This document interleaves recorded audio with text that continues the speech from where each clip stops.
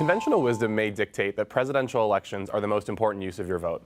I'd like to call BS. That's not to say you shouldn't vote in presidential elections. Absolutely do, and do not let anything or anyone, Russian hackers, cyber attacks, for example, stop you from doing so. When you think of why voting for president may be important, some pretty significant reasons come to mind.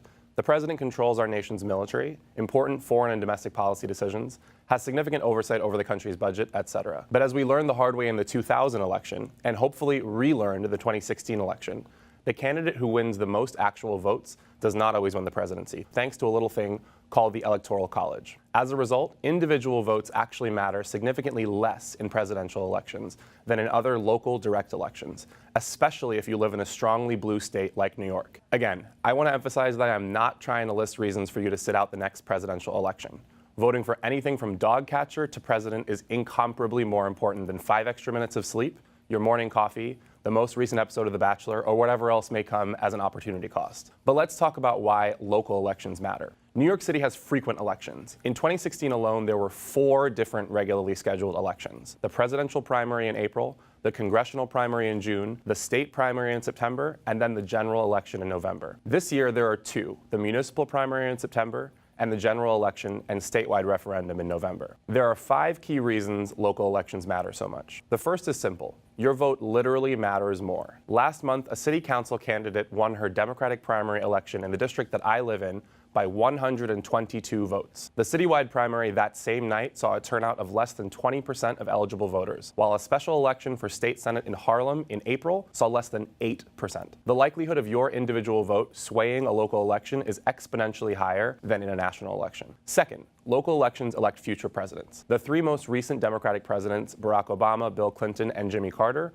all served in local or state positions prior to being elected to higher office. Pundits often talk about the Democratic bench in context of the 2020 presidential election. Well, it's local elections that most directly contribute to future benches. Promoting and selecting good, decent candidates at the local level is what allows us to build a bench to run smart, experienced candidates for higher office. Third, local office holders are far more accessible to their constituents than their national counterparts. This is in part because they represent fewer constituents, often in geographically smaller districts. But it's also due to the structure of the office. In New York, members of the state legislature are technically employed part-time. Their legislative session spans from January to June, and they're allowed to hold other jobs. The idea behind this was to create a citizen legislature, one that's more in touch and accountable to its constituents than a professional legislature like Congress. Because of the structure of the office, state electeds are able to spend half of the year in the districts they represent. They often take meetings with local constituents, neighborhood groups, and nonprofits, and are more responsive to community concerns. This ties into my 4th point.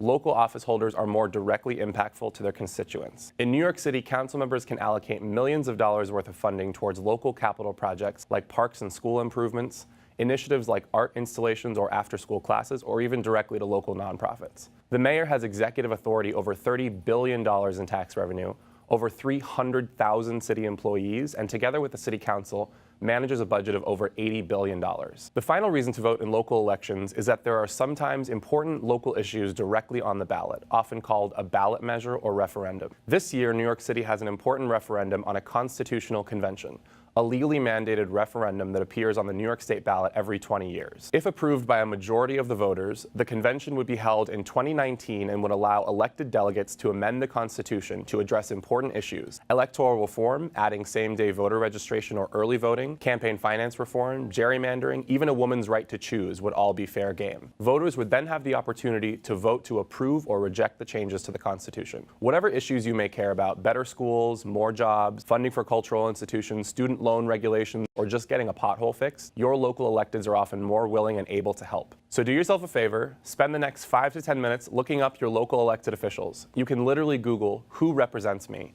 to find a number of locator resources. Election day is November 7th, polls are open from 6 a.m. until 9 p.m., and you have no excuse not to vote. Thank me later.